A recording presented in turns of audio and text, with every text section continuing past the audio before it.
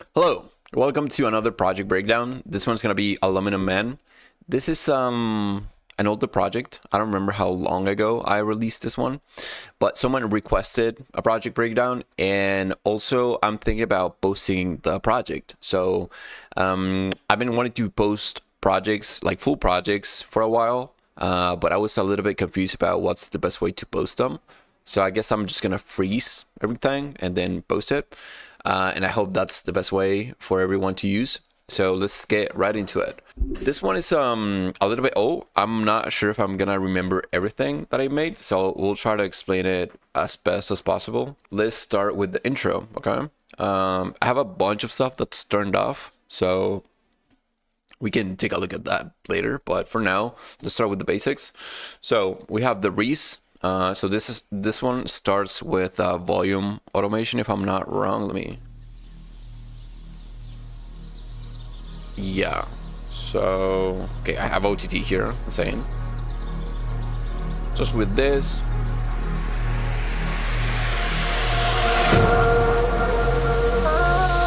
So I have this, okay? I have the Reese. And in this project, I'm using a lot of sampler. And I'm using this technique of looping and using the sustain mode in order to just go back and forth. So that way you can create pretty much like sustains out of anything. So this is what I'm doing. This is the sample. Let me see. It's just a respace, right? But I wanted to keep it playing as long as I want it. So I grabbed this piece of the sample and I just used that. So... and I don't know if I'm a big fan of that whistle, but I guess that I just used that.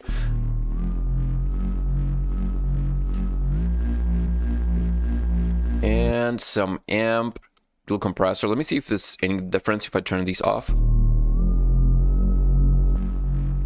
Just a bit, but mostly because of the amp, because of that distortion. And this one's for the beginning, okay? So we have this, and the main vocal that I'm using is this one.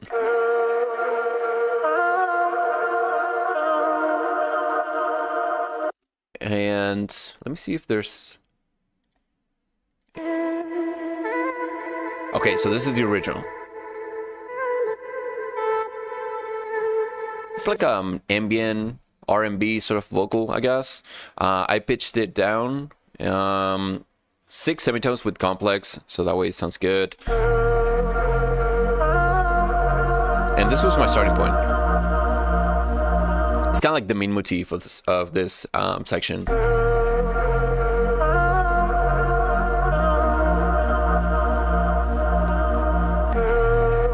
I'm a little bit confused because I have like this progression here and then I go into something different.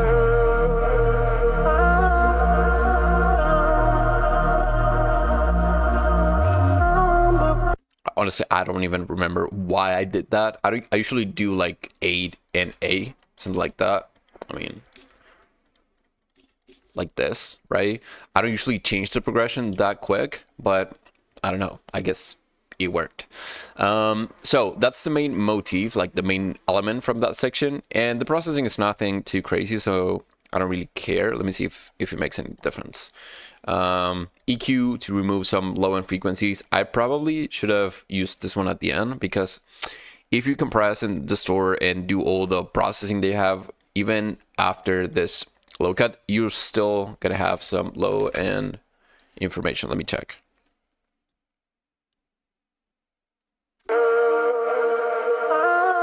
Just a bit, nothing too bad, but you definitely have some information here. So I should have done this.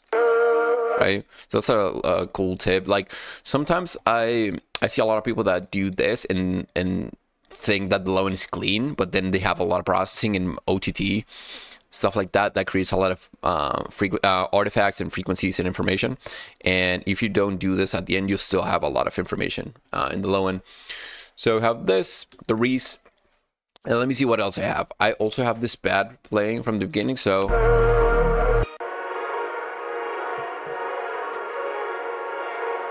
A little bit stretched, and I guess that I made it fit with the composition, just a pad and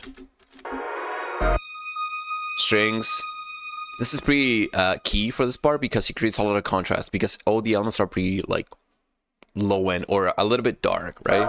So for example, the vocal doesn't really have a lot of high end, so the strings in this section play a big role. Like it creates this sort of like layer on top of everything.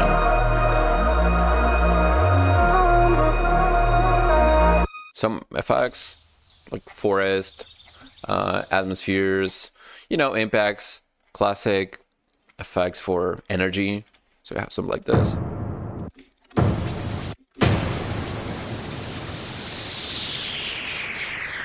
Pretty simple. Oh, the snap. It's a lot of the times you want to just kind of create like a good motif. Could be just like this in the vocal maybe, and then surround it with a bunch of like atmospheres and ear candy, you know, stuff like that. Because if you really think about a lot of these layers, for example, this one and this one are the ones that are playing kind of like the melody, the motif, right, as I said before. But then you have a lot of support layers, like stuff that's pretty much like static or just playing, I don't know, a chord, or just like a steady like note, not like crazy counter melodies or anything. So we have this one, the strings, the pad, and on top of that we have the effects. So even if I listen to this, it's kind of like a full environment and like a full it sounds like a place, you know. I don't know if that makes any sense, but it sounds like this stage for all my main elements, which is pretty much like the reeds and the vocal. So now, and I don't know why I did this on my respace. I don't feel like the low end is like overpowering too much, but so let me just play everything together now.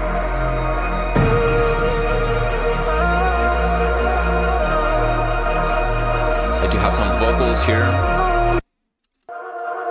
but this is pretty much the same one that's just reversed. Then we go into this.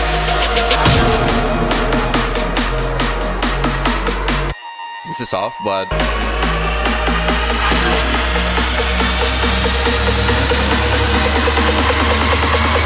now going into a bunch of like effects. Honestly, the build-up doesn't have anything too crazy. And drums, we have this loop. Sometimes it's cool to do this because I feel like when I try to, when I'm not really thinking about making build-ups, for example, and I want to get something done or just like a placeholder, I would pick something like this.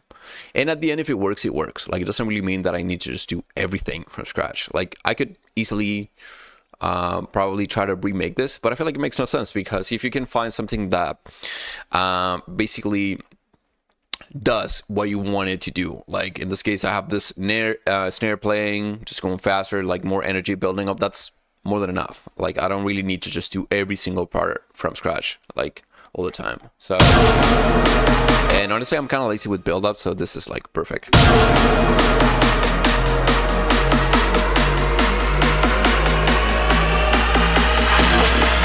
And I do have some resamples from the drop with a bunch of like reverb.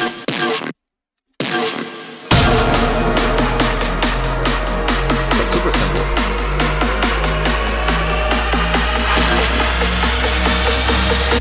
Breeze pitching up. I'm just bringing what the.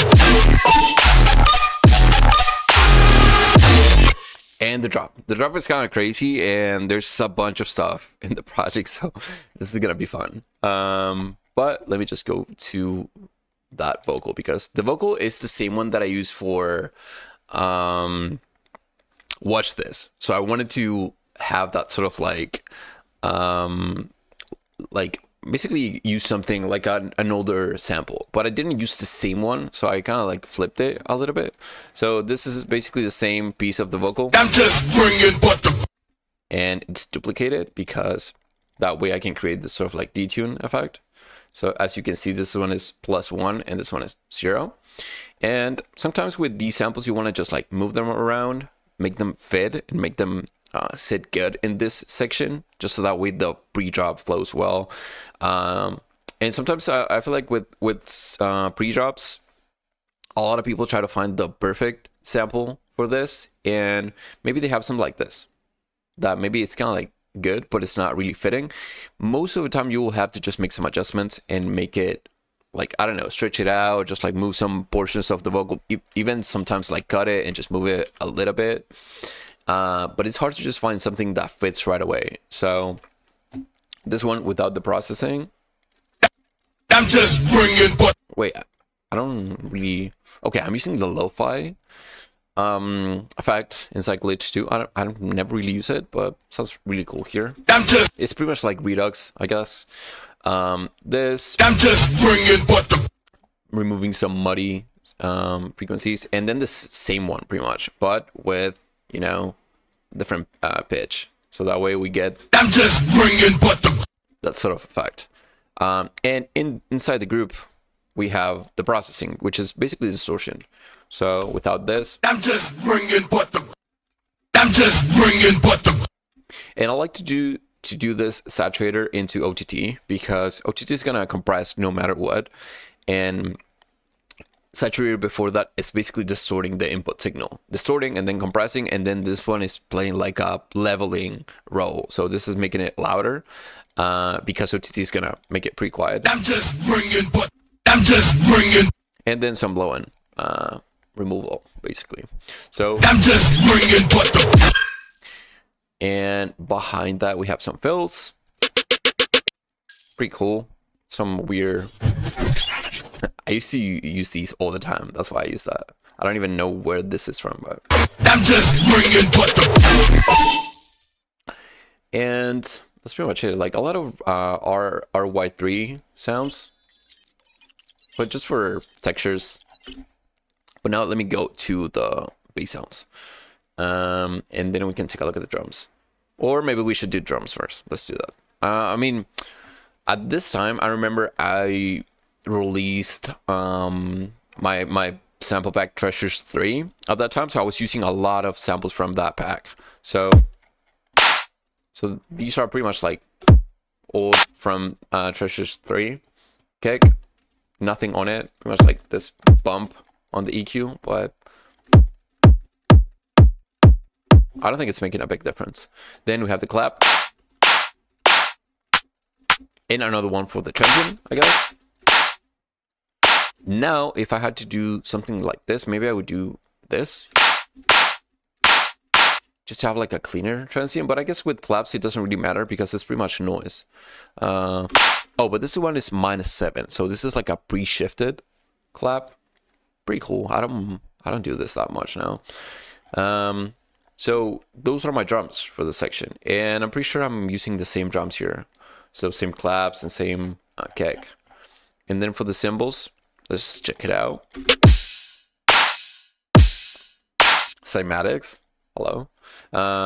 Cymatics with OTT. Oh my god, that's such a meme. But sounds good. And rights. I guess the cymbals in this tune are pretty simple, just because it's like a spaced out drop, right? It's not like full energy all the time. Maybe the second part contains something else. No, not really, but this is definitely going faster, you know, because the pattern here is just as I said before, spaced out, like. So I want to get all that emphasis on my kick and snare hitting, pretty much. And the high pitch sounds are pretty much like in the offbeats, right? So boom, boom, all the time, just doing this sort of like high pitch here and here. So let me now go to the bass group, and we'll have to just go in deep into these racks because they're kind of like weird. I mean, I don't think they're that crazy, but it's one of those things where you change just one simple knob and it sounds like ass. So this is like the first downbeat, and then this one is the main sound for that part. But this is pretty cool, and I think it's a pretty fun way to make some sounds, because let me try to just like maybe loop here. Okay, we'll keep it like this. So basically I have two layers, right? It's gonna be the sub layer and then the top layer, like the tone pretty much. And let me see what I was using here, because I think this one, yeah. So it's like this spectral gate sound. So basically I run that, I run it through BL Air, which is just a spectral gate, and that way you get a lot of like these sort of like glassy tones without like any noise at all. Or that was, or maybe it was like a different thing. Maybe it was like oh my god, dude, I can't remember the name. It was like a spectral thing where I created a lot of these samples. And basically what's going on with this one is let me see. So this is kind of like the global processing. So this is processing inside the layer. So for now, I'm just gonna turn this so you guys can hear both layer without the global processing, and it sounds like this. And this is funny, but most of my sounds will sound like this if I turn off the global processing. So of course, it wasn't me just working in this layer like this and pretending that that was sick. You know, I had some sort of distortion together with the sub in order to create distortion, and then of course like all the tweakings here in order to make it fit. So I'm using the sampler for this, using the sample inside here, and trying to just find anything, like any portion of that sound that I can probably use. And if we take a look at like all the other sounds or like variations, they're all from the same like sample, because it's pretty big and I can still change a bunch of things and make it sound different. But I ended up using this portion. But there's some key things inside this sound that make it basically work, because let me just delete some of these effects. The one that's pretty key is volume shaper, and the reason why is because even if I'm using this piece of the sample with a lot of like with all this information, volume shaping is still creating this sort of like double pattern, because if I turn it off, you know, so basically this is cleaning it up a lot, and the sub is just doing its own thing, like just playing that half note. So what else do we have here? EQ to kind of like clean it up a little bit. And I think I did this because it was so loud, but shifter is also...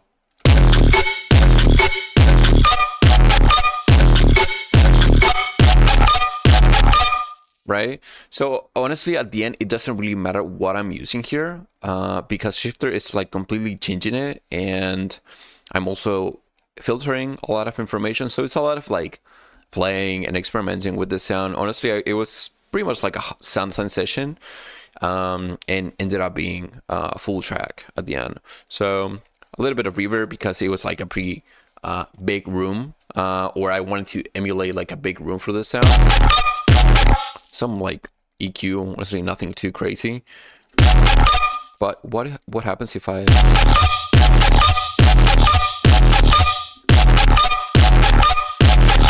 Yeah, okay, so I guess the thought process behind this was removing that muddy, annoying low end, and I didn't want the noise at the end, so this is what I did. And of course, dimension expander, just making it a little bit wider. And this one is, of course, creating the pattern. And as you can see, it's not like the same shape, and it's not perfect, and it's also pretty delayed on the... I mean, it's not starting right here on grid. It's pretty much here. And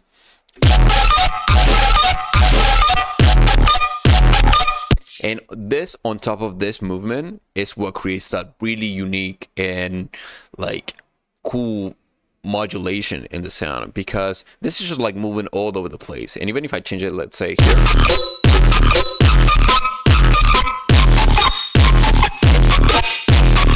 you know, you can get so many cool variations, and that's what I was doing. That's why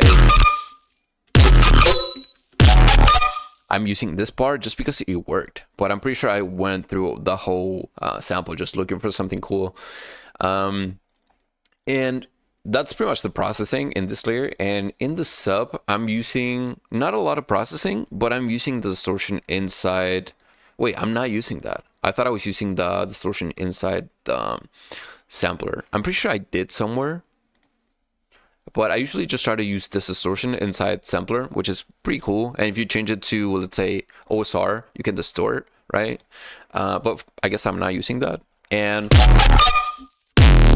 I'm changing the decay and sustain settings here in order to make the sub stop, of course, because if not, it would be too much. And also since the input of the sub is just like going down, it's also creating this sort of like movement when it hits the distortion. So you can hear that. You can even hear a little bit more noise at the end of the sub. And even if I do something like this, we can get different sort of like distortions and in character for the low end. That's because I didn't need any like top frequencies from that sub, and then the distortion. So let's see what's going on here, because this is the interesting part.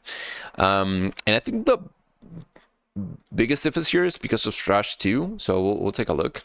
But of course, I tried a bunch of like different like plugins and distortion and saturator, and you know, I moved things around quite a lot in order to just get it right. And once you get it right, it's like, okay, this is good. I'm gonna duplicate it and just making a lot of variations for the next sounds. So we just close this, and if we turn it off, of course, sounds like this. Pretty weak. Let's start one by one so we can identify what's going on. Usually with sounds like this, it's not that I started with just like this one first, this one. I usually start with like 2 basic effects most of the time. And now I don't really use OTT like this, like 100% so much, but I'm pretty sure I started with something like this. That was my starting point, or maybe something similar. So, or even something like this, maybe like double saturator and double OTT, maybe something like this actually. You know, I always try to start with like distortion and OTT, just a little, or distortion and such compression. Sorry. So we'll try to understand what's going on here. So we have saturator, OTT at the end. These are pretty much like the last output effects, but if you really, I mean, it's definitely making a difference, but it's not changing quite a lot. But for example, these are more like sound design effects, quote unquote, because they're a little bit more aggressive. So if we turn on OTT here, what's happening with this OTT is that, let me just turn these off again, so that way you can understand it a little bit better, because honestly, a lot of these are pretty much, they're gonna change from tune to tune. I'm not really using the same preset, I mean the same effects like in the same order every single time. Like that never happens, just because you're really depending on these two, like the input signal, right? So what I'm trying to do here is basically, before going into some sort of distortion or anything, let's say I add trash 2, sounds like that. But basically OTT is gonna reduce the difference in like the level of the higher frequencies and the lower frequencies, right? Because of the way it works. So it does that. On top of that, it creates artifacts here, and then when I distort,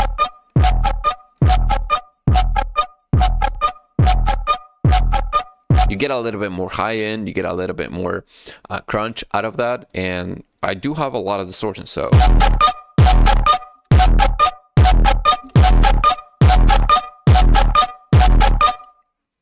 let's try it like this. Maybe it works better. You know, it's just slightly different. That's why a lot of the times you want to just try effects and just move them around, see what works best for like each sound.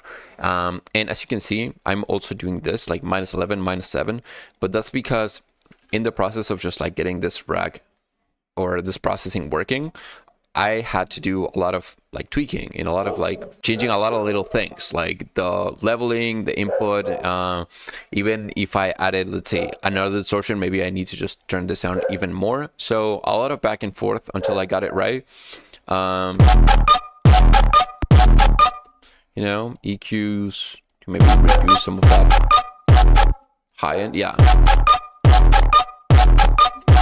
This is removing a lot of noise, and I want it to be like that. Actually, it wasn't that I wanted this sort of like super high end tune, like super bright. But of course, you want to get it right. It's hard to just get it to a point where the high end is like good enough, but it's not really annoying or just like taking over the whole mix. But it's definitely important, because if you don't get the high end right here, it's gonna sound like dark. It's gonna sound like low quality, in my opinion. So I guess that all these effects. Wait, I feel like I have a lot more reverb now. What's going on? Oh, wait. Did I change something here?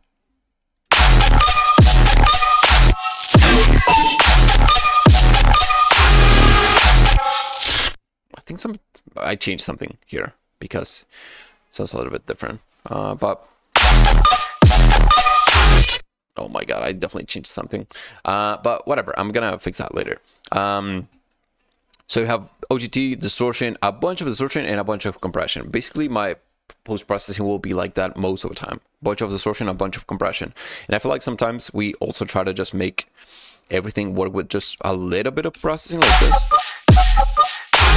But my tip would be just trying to get used to working with higher values of distortion and compression, just because that way you learn the limits and you learn the way that these effects interact with each other, because it's not the same if you do like 2 OTTs and then 1 saturator than if you do 2 saturators and then 1 OTT, or 1 OTT and then 2 saturators, or like, you know, all these combinations with the same effects and same settings.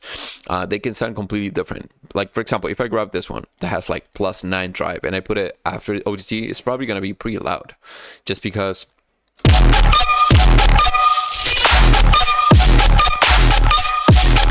I mean, in this case, it's not really that loud because there's some master chain kind of like just keeping it in place.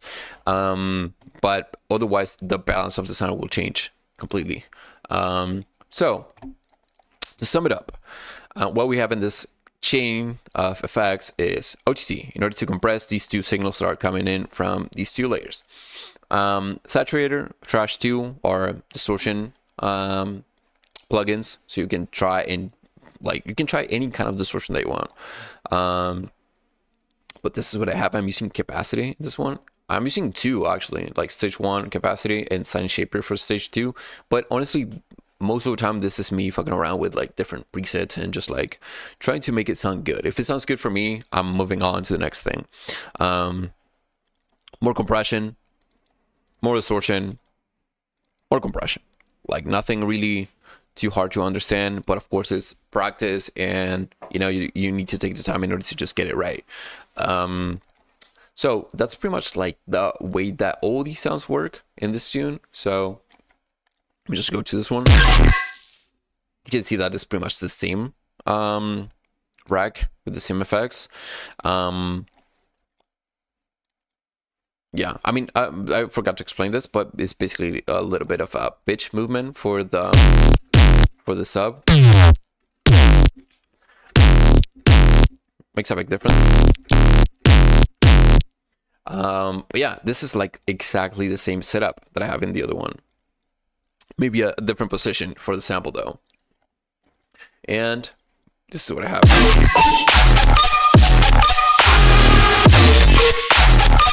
You know, variations of this. Still the same, so I'm not gonna go through all these to explain that because it's pretty much similar. It was so at that point I was kind of like just looking for variations, right? Because instead of just putting this one here, I was like, okay, I'm gonna duplicate this one, change it, and try to find something cool. There's also like an offbeat thing somewhere. Let me just find it. This one maybe? Oh yeah, good. This one. And what I'm doing with this one is pretty much exactly the same, you know, same setup, but I'm not using the sub because I just want that sort of like high layer, and that's it for the offbeats.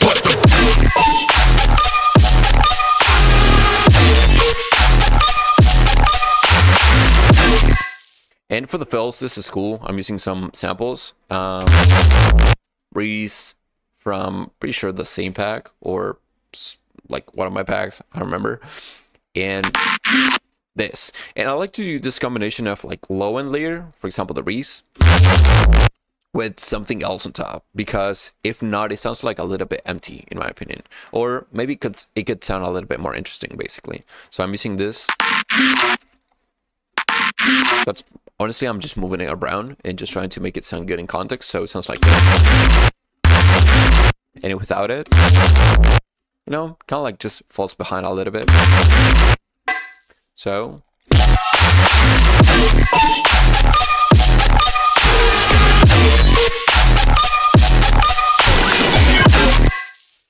bunch of crazy like FX and like fills.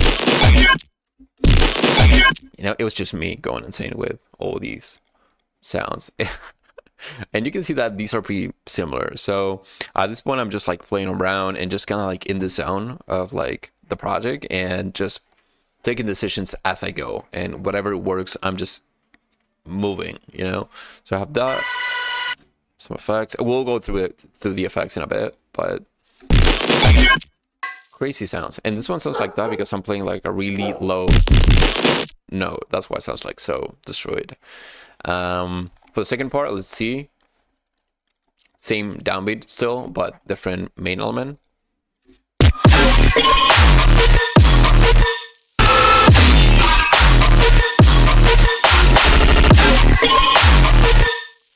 me see. Yeah, okay. Okay, so this is basically a resample of...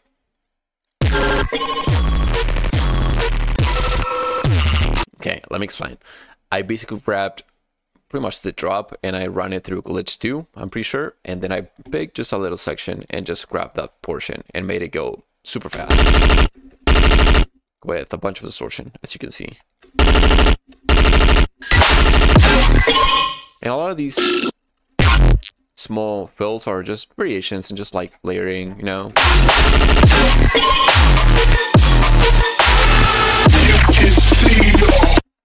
Before we go into the second part, let me just go to the effects, because effects are always important. Layers, textures, like accents. So for the downbeats, I have this. Just like a support layer, I guess it adds a little bit of noise and just like energy to that first get hit. And this one's off, but I also tried something like that. Didn't work. So we have this one. This is the first layer. And then, I mean, nothing else on in the synth group. Then effects here, like all these layers. So if I play it,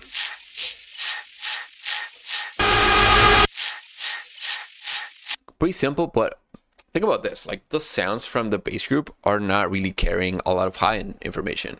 So in order to layer stuff and make it make sense with the composition, I need to just like grab this high-end information that's pretty much like empty at this point, and fill it up, because that's what I need in order to just layer. It wouldn't make sense for me to just like layer more low end or more low mids or something like that. It makes no sense in terms of like frequencies and balance.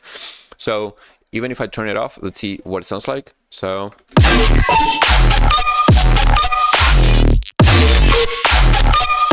super empty, because the high end is just like keeping everything together. It's kind of like just this high end glue layer. So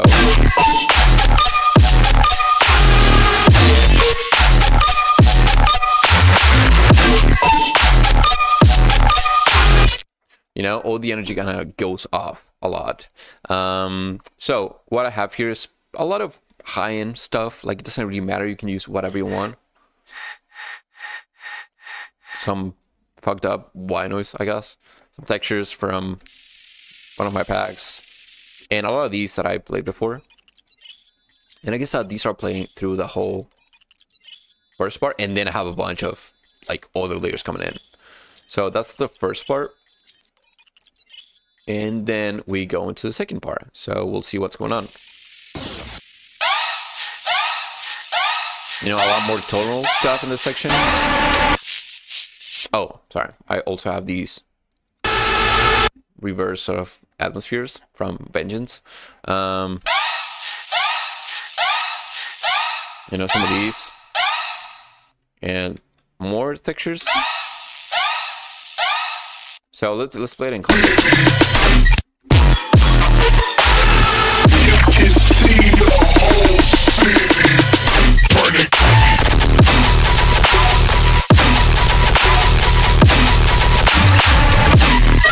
And even more here. Oh my god, this is cool to see because it really shows how the energy of the track works from like the beginning of the drop and the end of the drop. So if we think about, for example, if we started the drop with all these layers here, the amount of energy that I would have to include or add, or even more layers that I would have to use in order to still create more energy in this bar would be insane.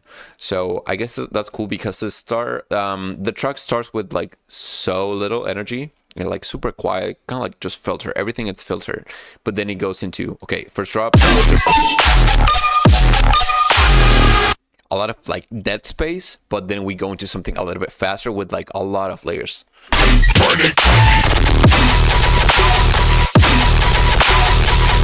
And then even more.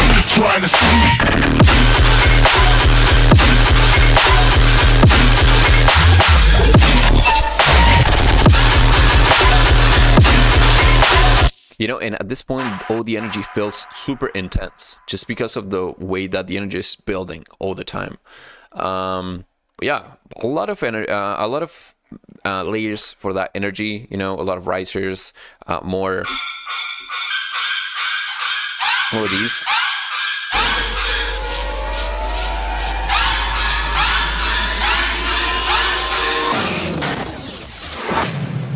You know, a bunch of effects and like details for the transitions. I guess that when you have these compositions that are not like full energy all the time and you have like a lot of empty spaces, you want to play with the background, because if not, it's gonna sound like it just a little bit quiet, a little bit like less intense, a little bit almost like if it was a whip, you know, almost like if it needed something else in order to just like make everything sound like a song. And let me just check the second part. And the second part, I'm pretty sure it's like samples, a bunch of samples, because at this point I was just like playing around with all the stuff that I already had. So let me just go to the transition first.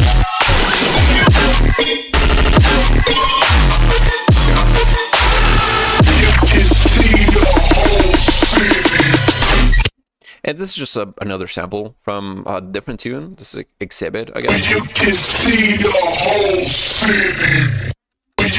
And I'm using shifter to create that sort of like wobbling effect. You can see the whole city. And this is also going into the same distortion. Burning. You know, double vocal for that effect. You can see the whole city. Burning.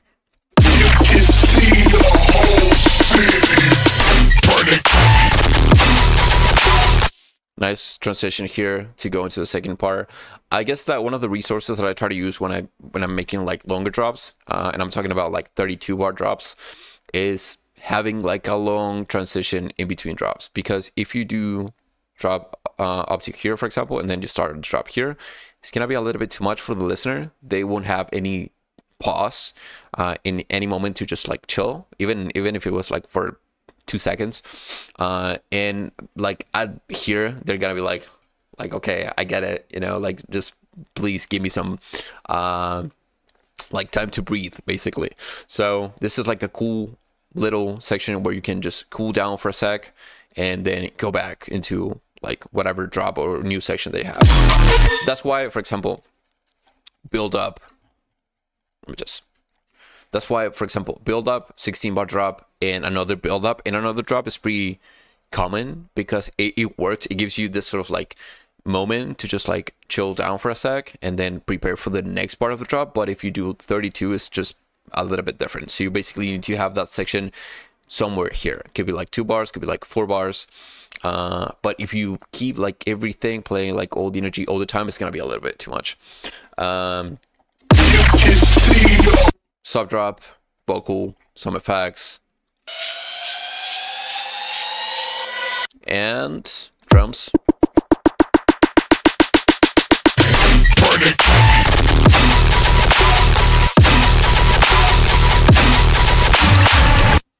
here we have a lot of audio samples. And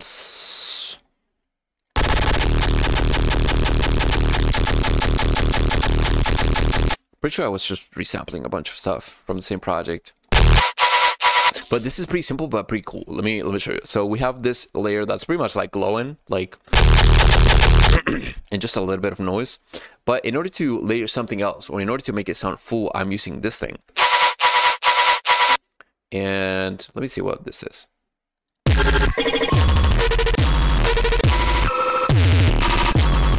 Yeah, you can literally use whatever you want. I'm using this, and look at this shape that I'm doing with volume shifter. Like, kind of makes no sense, but without it is pretty obnoxious. So it's creating a lot of movement and a lot of space for the other sounds as well. So this is the MVP right here. And of course you don't want any low end. The difference between this without the layer is huge. So it would sound like that.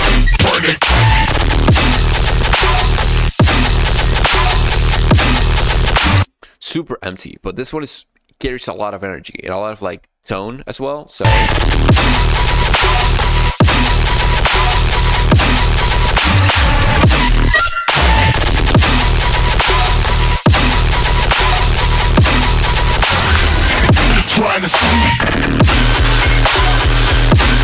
you know, like a variation of that.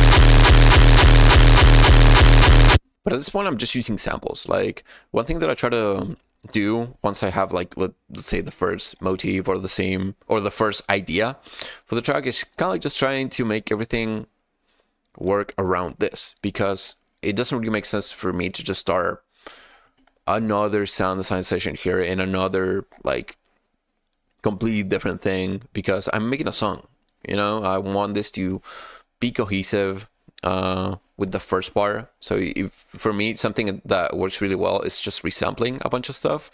And usually my first drop would look something like this, with maybe some MIDIs or mostly MIDI and then a lot of audio samples. And third drop would look like just full samples, or just full send with like resampling and stuff like that. So in here, this is pretty simple. I'm not gonna go super in detail because it's mostly like layering. Like that's the first one shot. Some reeds. More of these like fast re-trigger basses. So what the hell is this? Okay. This is like one of the same versions, but I feel like I added something else. Maybe some. Yeah, I added this sort of like transient for this sound because it was a little bit too weak on the high end. So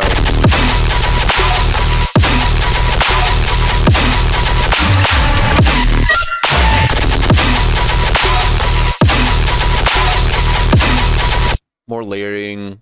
This one is just like a different variation, and also different variations for this one.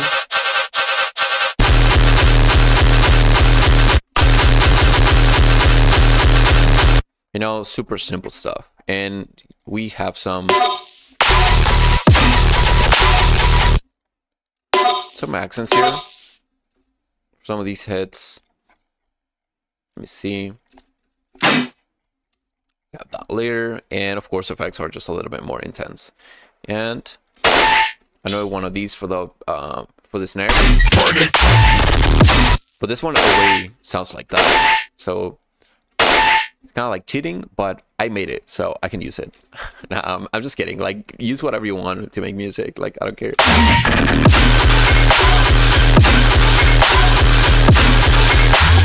And actually, when you make sound design sessions and you use whatever you want and just use it for that drop or idea they have, sometimes you can come up with like insane stuff rather than just like sound designing everything from scratch and just like trying to just do everything in the same session. Sometimes it's a pain in the ass.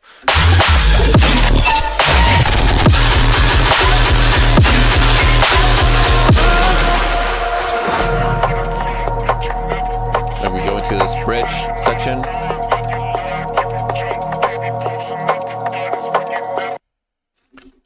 Wait, is this even playing?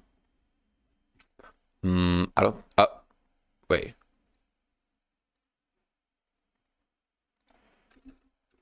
Wait, is this not playing?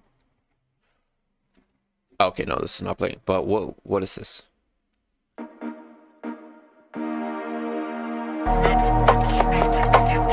Maybe it should have been playing, but I fucked it up.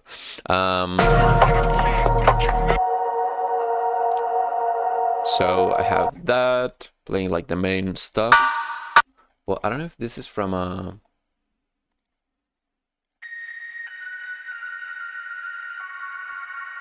maybe from the intro. I resampled that and I reused it. I pitched it down an octave, but that's kind of like the main atmosphere for that part and the Reese.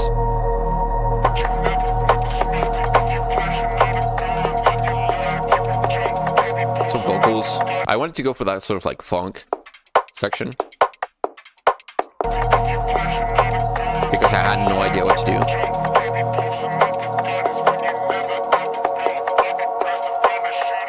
Super chill, and then you go into the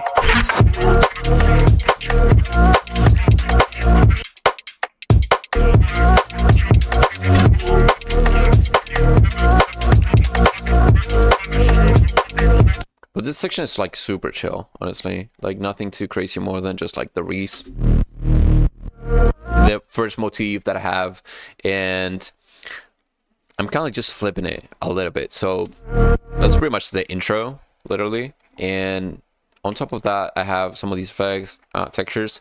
But since I'm changing the percussions underneath and I'm adding this, it's kind of like just taking a different shape. So now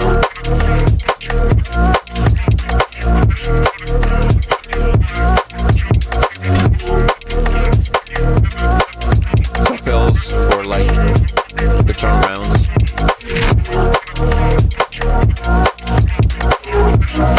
And some of these are my favorites for of this section. Like, honestly, I don't even know what I was trying to do with these, but they sounded so cool.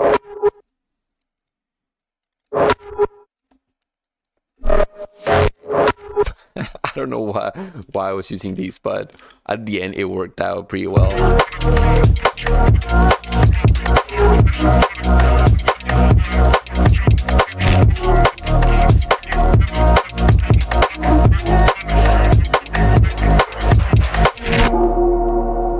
You know, and not any second drop or last drop. I wanted to keep it like that. And honestly, I really like this idea of like intro, drop, and then sort of like outro. Maybe it gives you, or maybe you want to like listen to another one, but in this tune I didn't really know what to do, and I felt like the main motif and idea was good, and I didn't want to repeat it either. And you can see that I try making something. Honestly, I have no idea what this is. We can play it, but oh no, it's probably has to be the same drop that I duplicated over, but I didn't use. But yeah, to me the track was already finished at this point. And these effects are pretty much similar to the intro. Some percussions, some textures, and it's the same concept. It's like I have all these elements are sitting in the low end and in the mid range, but I don't have these like higher frequencies, and somehow I want to fill them up, but without being too annoying. So that's why I use a lot of textures, a lot of noise, like vinyl crackle, stuff like that. Yeah, this is pretty much it for this tune, I guess. I do have some stuff in the main, in the master chain, so let me see if that makes any difference, and let me try to explain what I'm doing, because I don't remember. I usually change a lot of stuff that I do in my master chain all the time. So have this is not doing anything besides just a little bit of high end. Okay, I'm actually doing something. So take a look at this, and this is something that I used to do. I don't really do it that much, but basically what I'm doing with the offset here, and this is something cool from Ozone 5, is that you have the offset for each band. So if I it's basically like Haas effect, but like multi-band Haas effect, and I'm doing that on the highs. So I'm doing that to create like more stereo in my high end, and I'm also like just making it 4% wider. But it's something that I don't do that much now. But I used to do this all the time. Like even 8.3, I remember using that value all the time, like crazy. And then we have some compression for the multiband compressor here. I'm doing actually mid-side compression, so mid-side multiband compression. I feel like this is one of the coolest thing about Ozone and like all the multiband tools in general. And yeah, I mean, usually I try to just listen to the balance of the tune and see what works. Because for example, let's try to just do like a little test. Let's do what I'm gonna do, and this is something that you can try like with any tune, is doing something like this, where you basically add a lot of compression or reduce the compression or even make it louder or quieter in each band, just to see if at any point it sounds any better or sounds bad, because you can identify a lot of like unbalanced frequencies. And of course it's like you don't really want to go here and just do this and say like, okay, it's fixed, but you can probably just do something like this in order to identify stuff, and then maybe leave it as it was at like 2.8, I don't know, and then go into the project and work whatever needs to be worked. For example, if you feel like it sounds better with like something like this, you probably missing a lot of high end in like all of your elements, you know, or maybe you do this and some of them sound good, but some of them are too harsh. So you go and fix, let's say, like the bass group or the cymbals, stuff like that. And it's pretty cool because let's try to do it.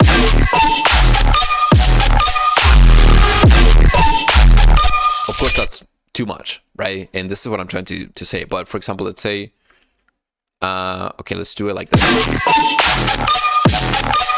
Of course, now it sounds weak, right? It sounds thin. So you want to just like play around that range and try to identify where it sounds good. For example, let's turn it back to 0.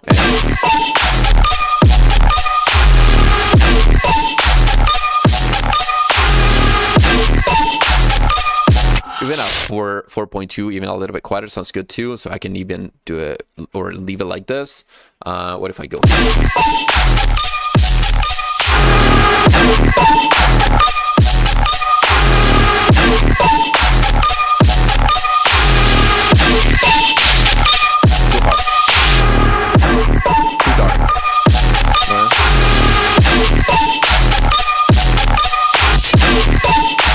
Quality. That's what I mean with low quality. It sounds almost like it's like, I don't know, 128 like file, you know, like it's not even like 320 or something. So it's like it's ripped off of YouTube.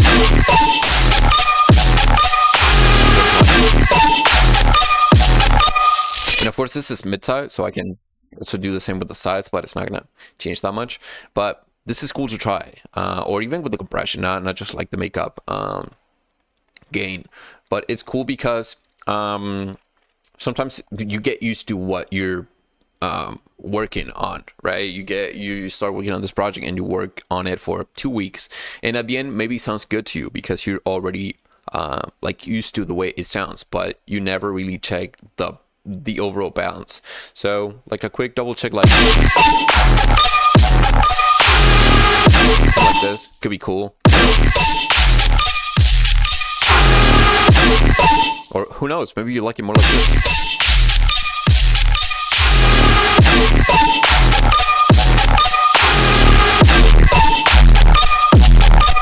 So fire. So yeah, that's something that you can do, and I think it's fun. You can get a lot of insight of like the balance in just like no time. And after that I have, wow, okay, I have a lot of like exciter action here. So basically exciter is just distortion, multiband distortion, and I'm doing warm and a lot of pretty much like everything besides the sub.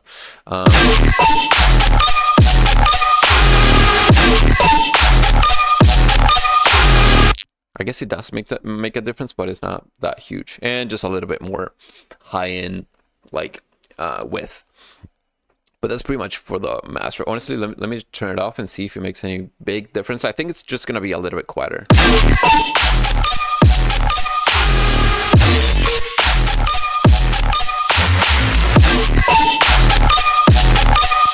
just a bit quieter, but it's not really changing the overall balance a lot.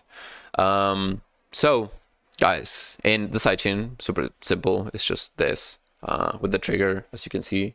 But you can also use utility or shaper box, anything.